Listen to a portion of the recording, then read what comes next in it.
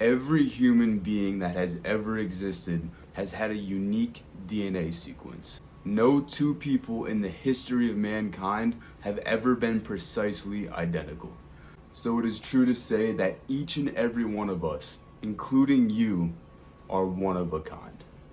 Now I'm telling you this to help you realize that there's special traits and characteristics hardwired into your genome that enable you to give back to the world that gave rise to you in a way that nobody else ever can or ever will.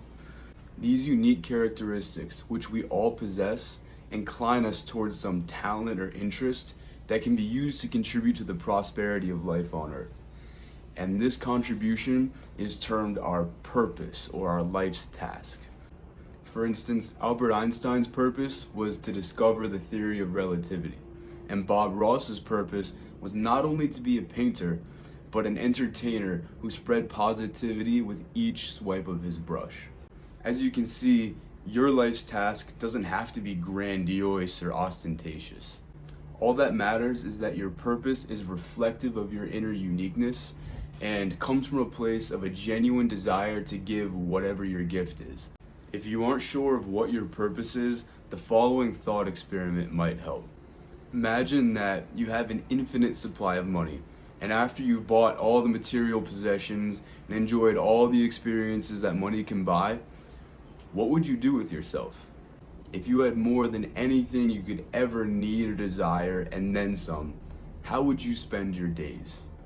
Your answer is indicative of your deepest purpose. And it might be clear, or it might be vague, but nonetheless, you should get some clues that point you in the right direction. Another way to look at this is, imagine that you're on your deathbed, reflecting and looking back on the life that you have lived. What actions can you take today to improve the world and the lives of those around you in a way that will make your future self proud when you take your final breath? Once you've conceived some idea of what your unique gift might be, spend 1 hour each day doing exactly that.